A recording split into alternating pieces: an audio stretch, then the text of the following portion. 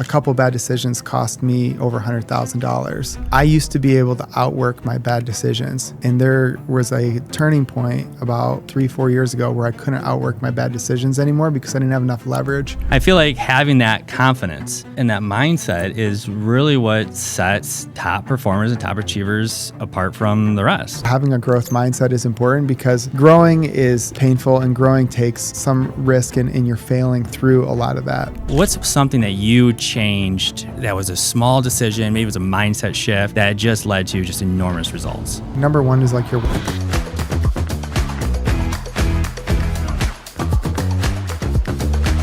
And so welcome to the 1% podcast. This is Robert Young. I'm Doug Cellini. We are here with my good friend, David Lawrence. David is the CEO and owner of Michigan Elite Conditioning for Athletes, as well as works with Spoken supplement products. Yep.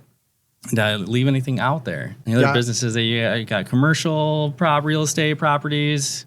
We got 5 kids. He's got 5 kids. Keeps you a little busy. He's a successful husband most days. Allison, we love you, and thank you for putting up with David here. But we should bring her on the podcast to see if that's that'd true. Be great. I really just want to ask her who's better at ping pong. And I am, for sure. You are for sure. It's on tape. So we got it recorded. Yeah, so we have it recorded. She did beat me in pickleball the last time we played, which is demoralizing. Oh man.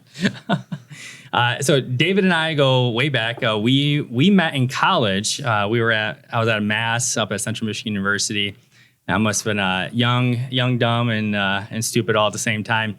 And I was wearing a hat at Mass. And here comes David walking in because we're walking up the community and I'm wearing a hat. And he's like, "Hey, show some respect. Take the hat off." And we've been best friends ever since. He teach me the ways of life and a lot more than just remove your hat. So it's so great. But I remember you calling me out because David, you started out with the Powerlifting Performance Center in Chicago. I remember you calling me up saying, "Hey, I'm coming back to Michigan. I'm opening up Michigan Elite Conditioning for Athletes or in Novi." Tell us a little bit about what started that thought process, what inspired you to go out on your own and open up your own practice. Yeah, it seems like it was a big leap of faith to kind of do that on your own as well. Honestly, at the time, we were in a recession from the housing crisis and nobody was hiring. So everything was like, it was a huge downturn.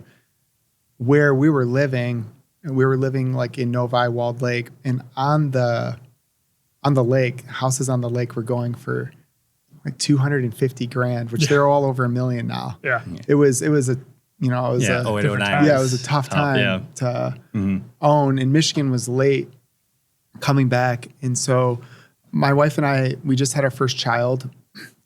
We wanted to be back and raise our kids closer to family, but nobody was hiring. So I had $8,000 in my savings that I had saved up for the last 2 years of working. And we needed to make $5,000 a month for both to pay the rent at the gym and then pay the rent for our apartment that we were staying at. Yeah. And so we opened the gym, and the first month I think we made like $5,200, and we just kind of went from there. So that's what we needed to do. And I just saved up $8,000 went a long way. So enough to open up a gym. Yeah. Back then, I got an equipment loan for 32% interest rate that paid off in 3 years, which was kind of a wild time. Yeah. So we made it work. I don't know. I really don't know how it all happened. It just, you take one day at a time, and I don't really know, to be honest. When, Michigan Elite Conditioning for Athletes is now 4 locations. Yep. Got Grand Rapids, Brighton, Novi, and Royal Oak. And, just from our talks, I know you're constantly looking at expanding, and, the lives that you're changing is enormous, right? What you're doing in the fitness industry. When did it change from that, where we have a single location, we're somewhat profitable? When did that shift into what it's become? Yeah, just the demand, was requesting it. We had clients coming from the Royal Oak, Birmingham area to Novi, driving 30 to 45 minutes. So it was pretty easy we were looking for a spot to open up. It's a great market over in this area. So that was what we did, it took us about a year and a half to find a location. I got some partners to help me. They're in construction. And so we found a building, rehabbed the building, bought it. And now I just, this past year, just bought my partners out of the building. So it was like really good for them, and it's been really good for me. And yeah, we're cruising. And then that was in 2020, which is a bad time to open a second location. And we also opened in 2020 in Grand Rapids. So the business went from one location to 3, and about 12 employees to 20, it was 18 to 20, something like that. Yeah. And so now we're 4 locations, 45 employees. It's amazing. So this is very interesting because we see gyms open up all the time and then immediately shut down. Mm-hmm. And you started with a very low finance amount of $8,000. And now you have 3 major locations, conditioning and training major athletes at the pro level. Yeah. Where was the turning point where it went from locals to now major athletes are driving and flying in from out of state to work with you and consistently repeat enough to do so where you can expand to 3 locations? Yeah. So it's actually kind of cool because it's become international too. Like we have a rugby player on the national team for Ireland, but he plays professionally over in England. And he's spending the summer in Michigan to train with us. Mm. So that's pretty cool. Pretty neat. Awesome. So the economics of a gym are pretty tough. The reason is because there's usually a high upfront cost.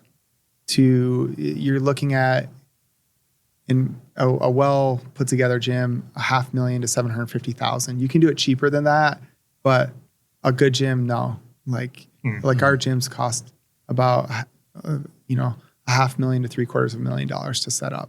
So most personal trainers don't have that money.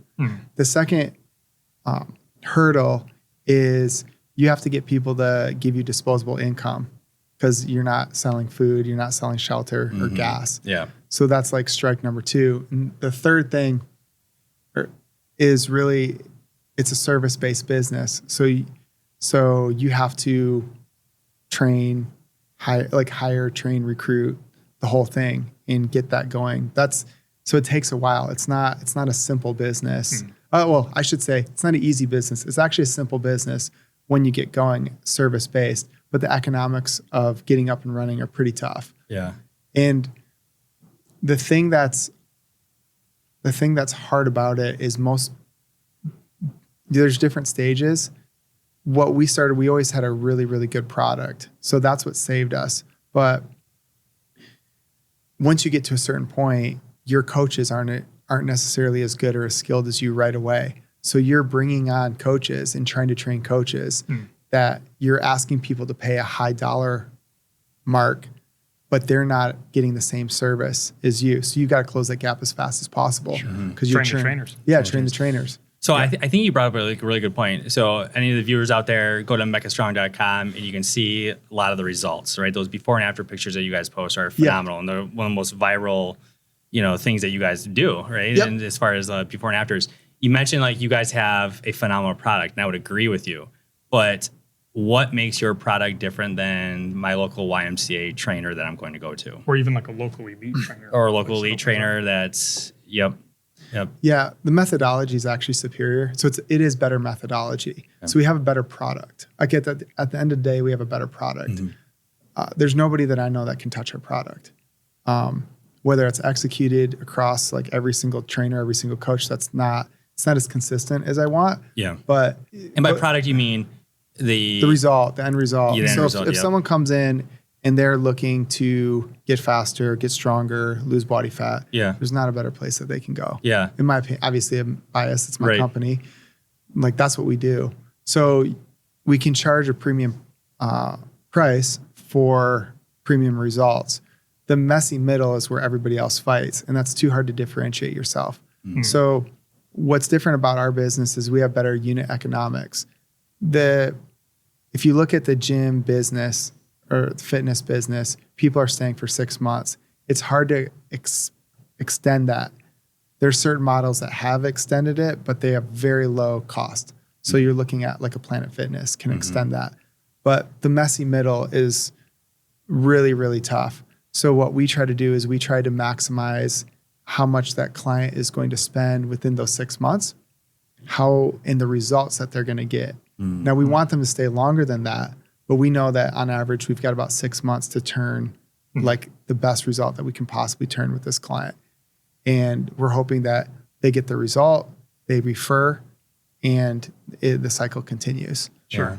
What's so talking about results? So you work with athletes from the maybe not you personally, but your staff works from athletes all down from the middle school level to the working moms, to the working husbands, to the anybody in between, and then all the way through elite Olympic high level athletes.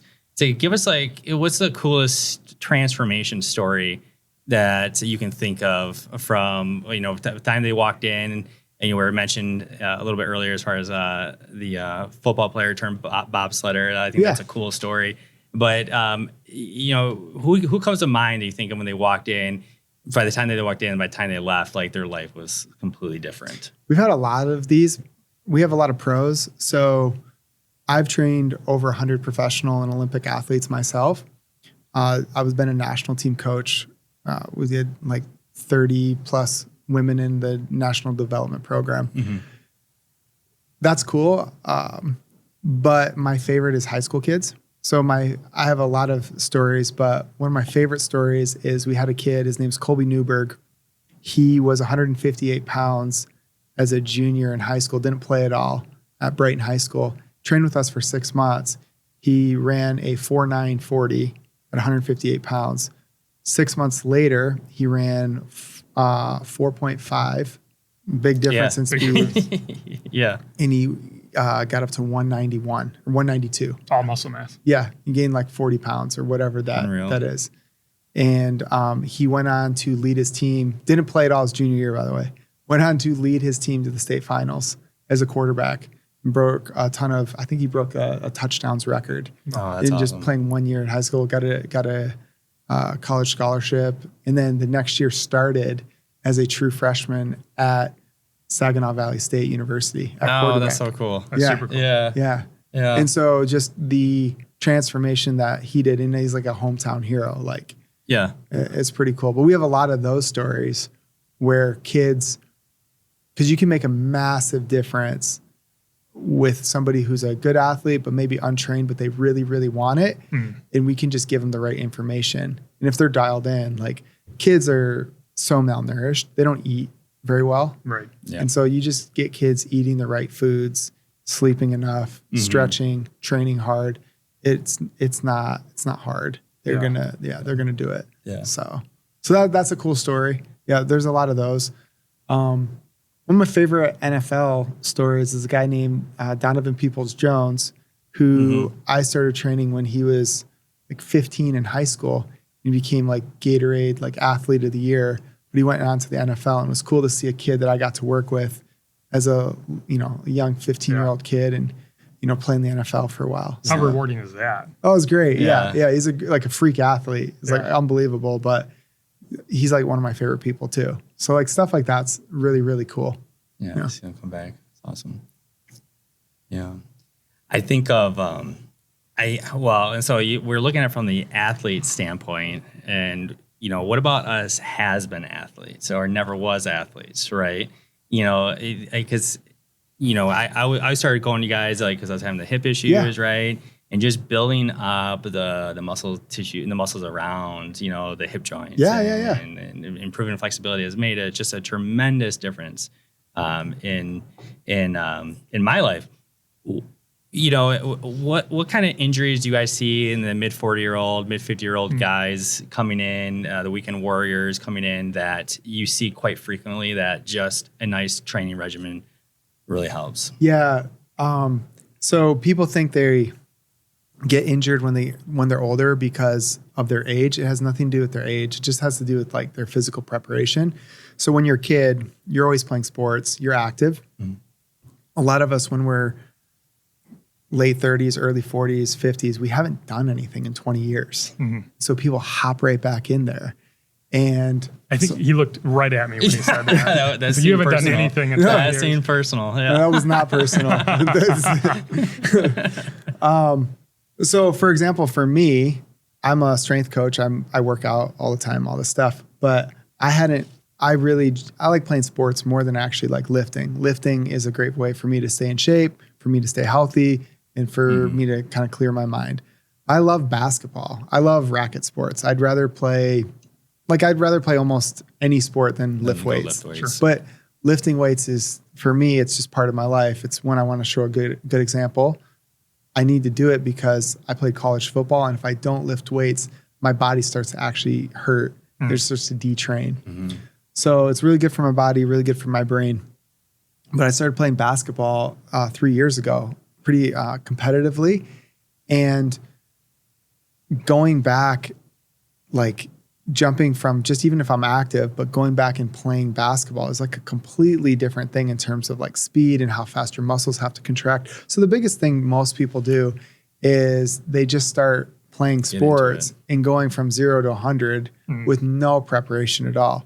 So like, because in their mind, they're 18 still. Yeah, because in their mind. But even like, but what's funny is like, I was talking to a guy on my team, and he's like, man, I don't know why I need to do like a warm up. I just feel like I'm getting older. I'm like, buddy, your coaches made you warm up when you were 18. It has nothing to do with you being old. You just need to warm up, just like we always did when we played. It's like, no one wants to do that. But so I think that's like the biggest thing. Strength training is huge for a lot of different reasons. So is flexibility. So the two things that we lose when we age are our strength and our flexibility. So those are the two things that we want to gain. So those are the two physical qualities that we want to try to access and improve. You can really delay like a lot of the aging effects by getting strong and improving your flexibility. It's huge. So, and then I think you should always try to do something that you like enjoy doing. Yeah. So for me, it's playing basketball, riding my mountain bike, maybe playing pickleball, and then I'll play with my kids. Like that's like, play catch. But that's not, those are like things I really enjoy doing. But the base of my health and fitness is eating well, sleeping well, and strength training and stretching. That's what keeps my body intact to be able to do all the things that I want to do without pain. I have less pain now, and I'm in better shape now in a lot of different aspects than I was when I was playing college football. Wow. Yeah. So I'm healthier, I'm stronger, I have more mobility, I have less pain, and those are the physical qualities that I'm trying to improve. And I'm better now than I was when I was 35, and I'm better now than I was when I was 25 because I'm keep working at it. And so those are all things that are improvable. It's a priority. It's a priority. It's a top 3-4 priority. Yeah. And there's something called ability. And this is something that your listeners should really like understand is when you age, you tend to lose your ability. So somebody who has the most, and everything in biology happens on a continuum, right? So if you look at the best ability in the world, it's an athlete getting ready to compete in the Olympics. They're fully prepared. They're fully rested. They're just tapered for their training. Their maximal strength, speed, mental abilities are like all ready to go give a world record of best, something that very few humans can ever get to. That would be like one end of the continuum. The other end of the continuum is somebody in hospice where they're about to die. They're within a week of dying and they've lost all their physical ability, right?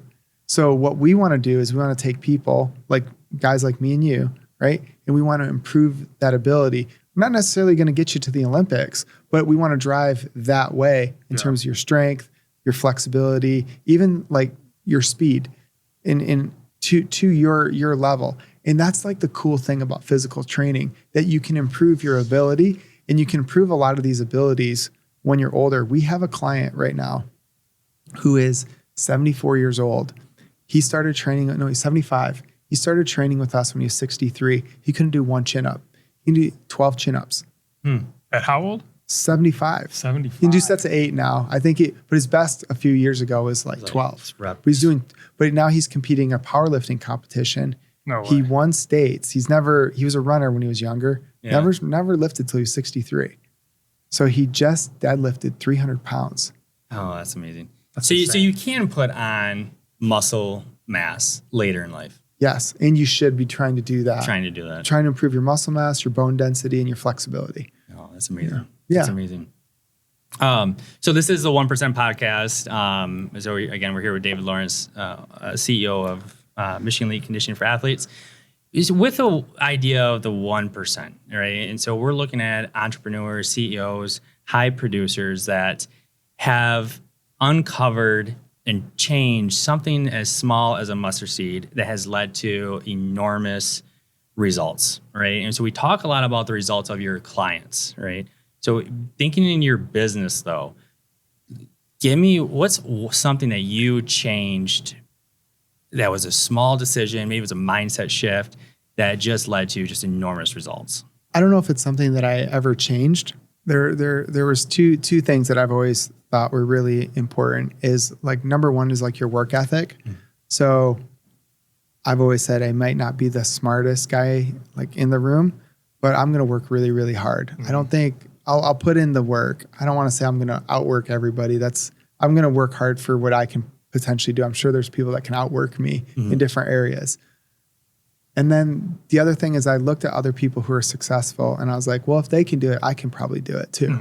So that's like really, like that gave me a lot of confidence because one of my favorite things is seeing people that I know are friends that are like successful, whether it's their marriage, they have a good marriage, maybe they're financially successful, maybe they've been successful in sports. That was actually always a big driver for me. And sports is I played Division I football. I probably wasn't a Division I football player. I got offers for Division II, not Division I, but I wanted to play because I knew that would push my abilities higher. And I was like, well, if other people can do it, I can do it too, right? And I've kind of always taken that mindset approach. And if someone else can do it, I can do it. And then the other thing too is most people aren't open to like learning or adapting. It can be painful for a lot of people. And sometimes it's forced learning, but if you're open to learning new things, growing and pushing yourself, I think that's where a lot of the growth happens for you to, improve in your personal life, in your, fitness life, in your spiritual life, in business as well. So, yeah, I remember you had me read in college. You said, "Oh, you got to read this book." You know what book it was? Probably Robert Kiyosaki, Rich Dad Poor Dad. Yeah. And anybody listening can, yes, Robert Kiyosaki has made a ton of money by selling the books, and maybe not necessarily his real estate fortune, but it's a lot of the same concepts, right? That really, what I've always admired is watching you just whole step away is the idea that I'm going to read and I'm going to learn and I'm going to challenge myself. And it was this whole idea of, right, I can go accomplish anything. Like I can go do this. Like other people are doing it. Why not me? Right. I feel like having that confidence and that mindset is really what sets top performers and top achievers apart from the rest. I would say, yeah, that. And then the way our school system's set up, it's really tough because you're like, if you don't get good grades, it means like you're like not a good student. And like, that's kind of like the end of it. That becomes your identity. And I think a lot of people who naturally got good grades, it's hard to fail. It's hard to fail when you're older and you've been successful your whole life. I like to say I failed a lot. I failed a lot before I was 30 years old, like a lot. There's a lot of like things that I experienced that just most people just didn't experience. We don't need to go into all of that, but there's a lot of, but that was just part of like maybe just natural grit that you develop when you're constantly being challenged and you're constantly not good enough. Like you constantly don't meet the mark. And looking back on it now, it was like, man, that was like a really, really good thing because there's two things. Too many people, as soon as they meet a wall or they don't make it, they give up and they identify themselves with that failure. Well, if I would have done that at 14 or whatever it was, I would have had, a really poor identity of myself. Sure. So I think that's where it's like people talk about it, having a growth mindset is important because growing is painful and growing takes some risk and you're failing through a lot of that. And then the other thing is having a long enough timeline horizon and not having ADD where you like, oh man. Squirrel. Yeah. Well, things become hard. Yeah. Things get hard or they get monotonous or they get tedious and people look to do something else besides what you don't need to like have your life figured out at 25 or 35 or even 45. Agreed. But once you figure out the thing that you're good at, that you like, that gives you juice, that will go and you can make a difference. That'll go, you'll hit roadblocks every year, every 2-3 years. And you just have to stay in it long enough for you to iterate to the next level. And most people don't iterate. That 3-year mark, they call it a 3-year itch. It used to be a 7-year itch, but now it's a 3-year itch. Where thanks AI. Yeah, people have they've had some success and they move to the next thing instead of working through that piece. That piece. And that is the separators. You have to be able to be comfortable working through things that you don't know how to get to, especially when you start a business. Because when you start a business, every business at the end of the day is very similar. You have to get clients, you have to service clients, and you have to I forget who said this, not go to jail. That's your HR. But it's like you have your sales and marketing that's getting clients, servicing clients as your product and your operations, and not going to jail is like HR, finance, legal, that sort of thing. Right. Yeah. It's all at the end of the day, that's business. I forget who said that. I heard that from somewhere. I like that. And so you have 3 main components in your business: get clients, service them, don't go to jail. Yeah, that's hilarious. And in our business, once you get one down, like we just fixed sales and marketing, it's going really, really well. Where does it stress? Product, right? Oh, right. Product is stressed. Now we have to like hire more people in. And once we train more people. What does that stress? Finance, HR, and then once we get there, it goes back to now we have people that are new that in the cycle repeats itself. Yeah. We opened up a new store. We have to improve on sales and marketing that location, figure out those demographics, and then as a life cycle. So it's always improving and you always learn levels to it. But my ability in knowing what to do when we're at 10 employees is so much different than where we're at 30 and now almost 50 employees. Wow. Yeah. So the levels they're all the same, but they're more complex problems. And you need more skill and a little bit more foresight to handle those problems. Yeah. But the most important thing is you need a better team. Yeah. Yeah. Because I don't, there's nothing in the day-to-day business that I do. Yeah. Okay. So there's nothing, if I go on vacation for 3 months, nothing would change in the business. But it would stop our growth down the road. Sure.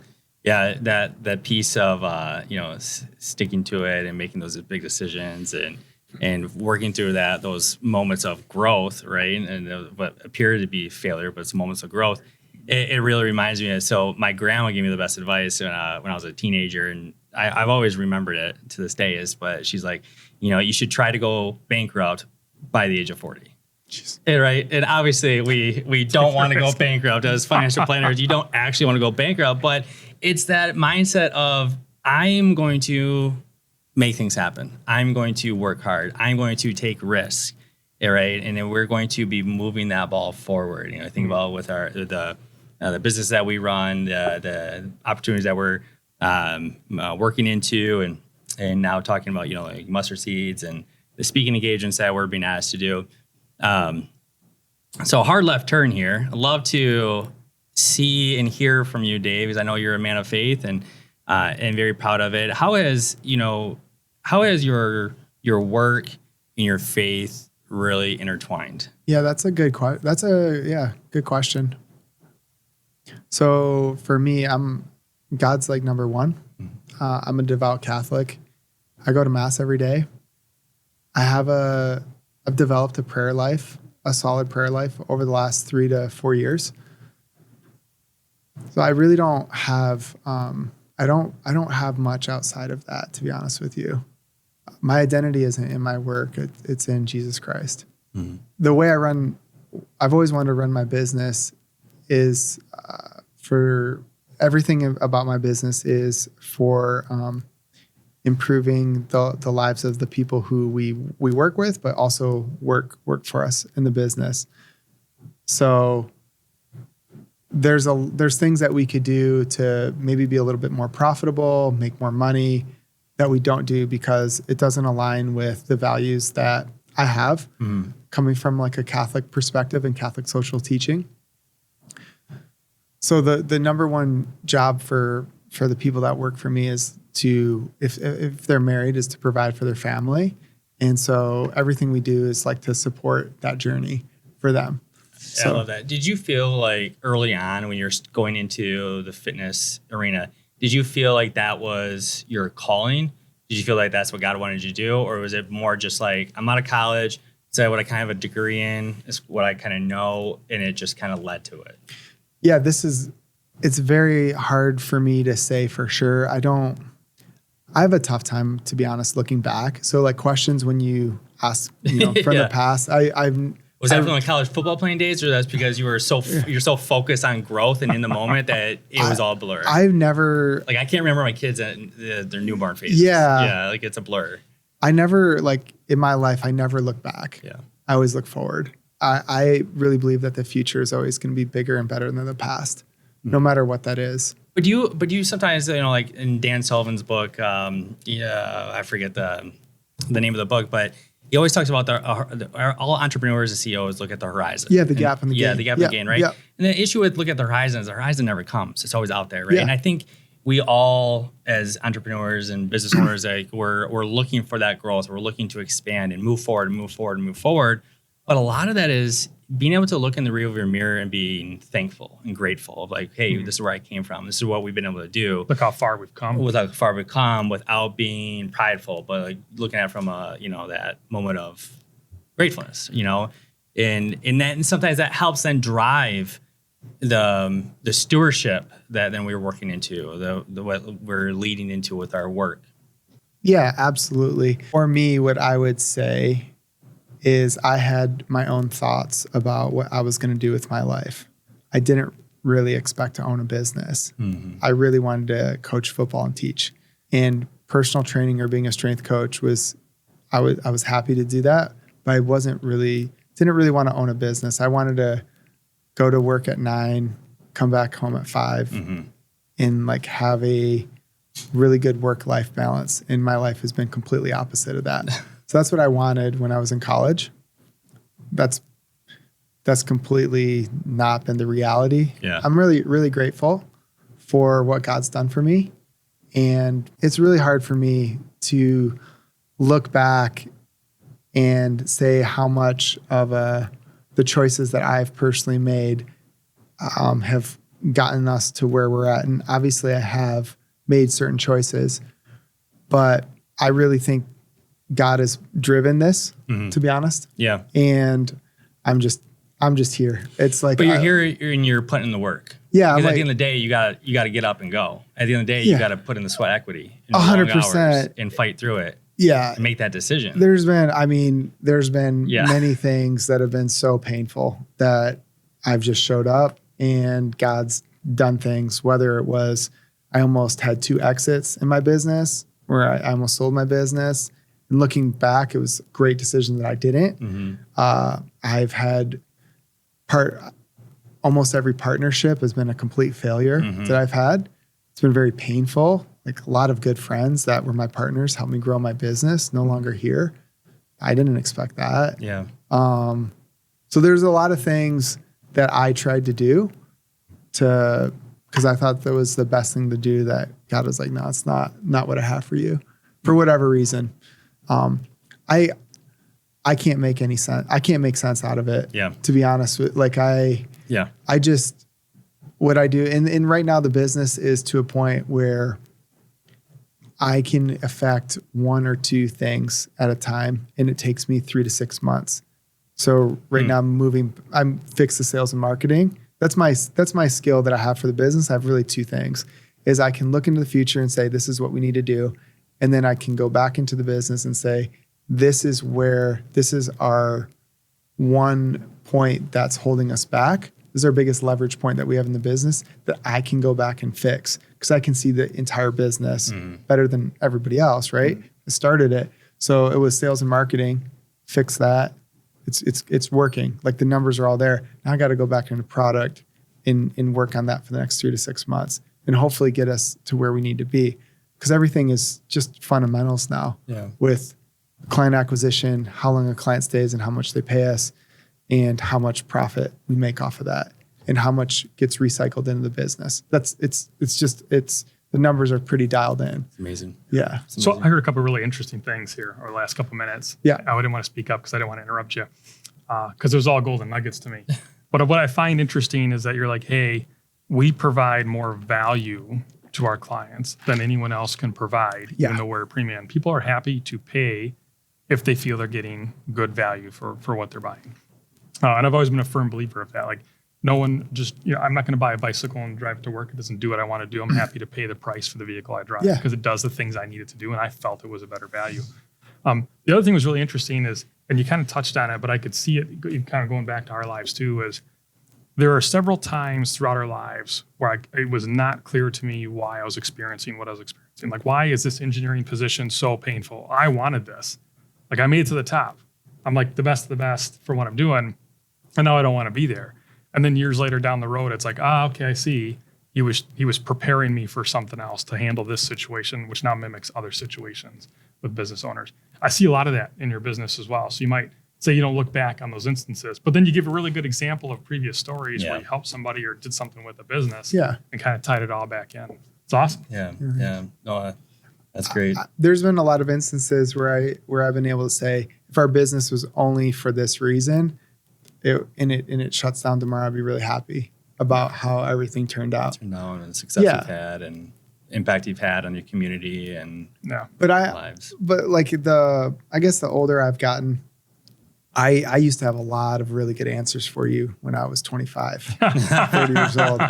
And I've been in such a good way, God's really humbled me in a really good way. So I do the best I can do. And sometimes it's good enough and sometimes it's not.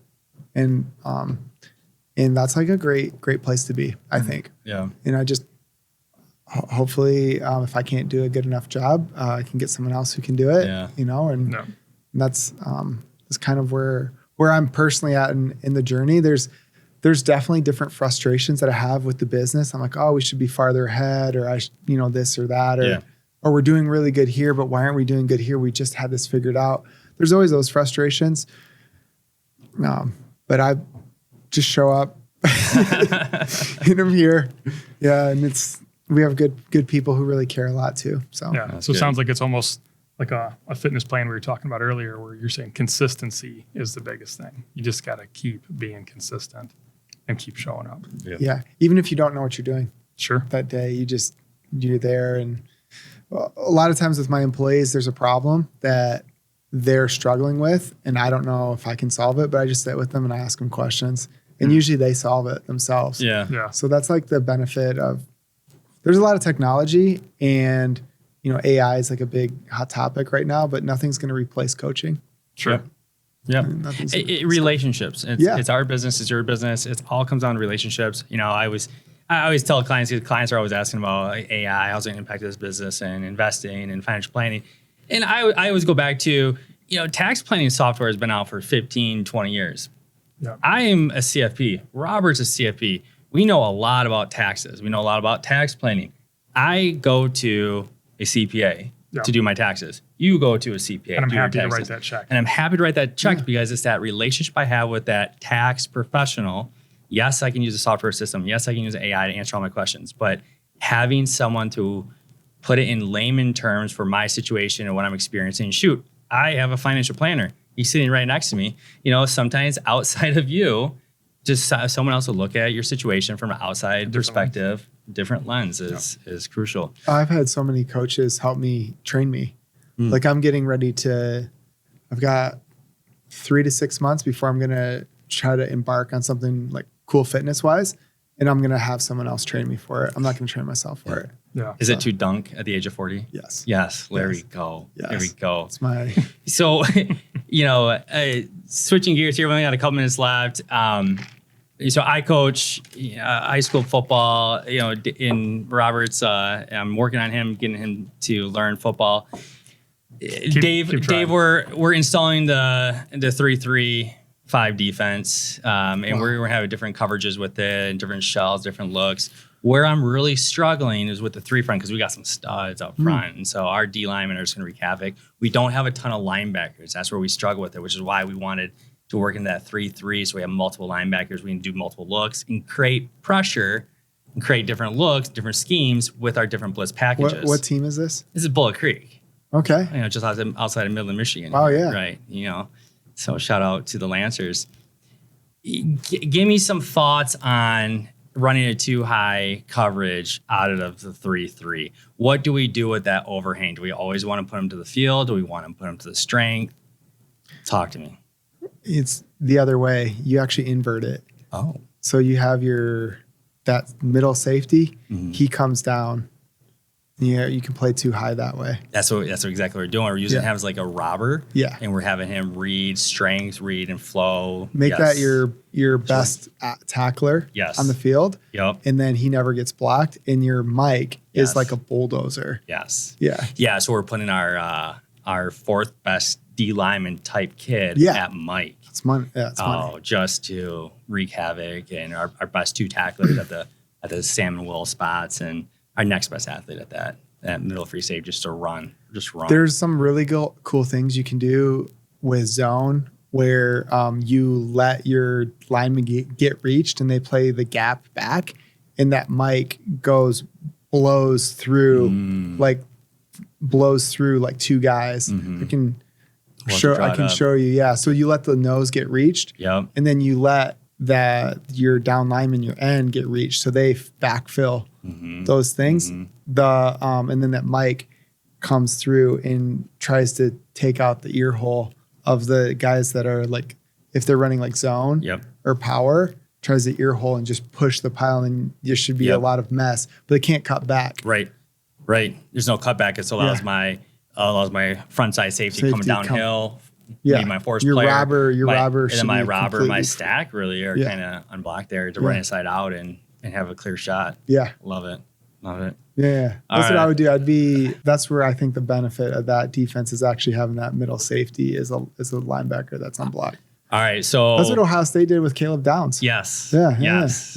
That's where I got it from. Okay. Yeah. All right, yeah. I think you don't create anything anymore. You just go steal it. So it's 10 years from now. You exit 5 different businesses, and now you're coaching at the high school level. What defense are you running? Or you're probably an offensive guy. You want to put up points. No, I would. Hopefully we have the business. Hopefully I don't exit. Okay, so not exiting, but you're coaching again. Your kids are all growing up. All of them are growing up. What defense am I running? Yeah. Oh my gosh, I'm running. I mean, it depends. I'm running under. Okay. Yeah, I'm running under with the free safety inserted and the nickel out. So old Virginia Tech, Frank Beaver running cover 2 with my corners playing the cover 2. Yeah. And my safeties are running downhill. Running the alley. That's what I do. So your safeties flat players at that point. They're, one of them is. So you're kind of inverting cover 2 as well. Just to the boundary, the safety's a flat player. Just to the boundary. But to the field, he runs, if number 2 or 3 goes vertical, he'll run with them. But other than that, he's sitting. Yeah, he's squatting. Love it. Love it. That's cool. Well, thanks, Dave, for coming on. Well, that's it for us today. I'm Doug Cellini. This is Robert Young. This is the 1% Podcast. Thank you to our guest, David Lawrence with Michigan Elite Conditioning for Athletes. We'll see you next time.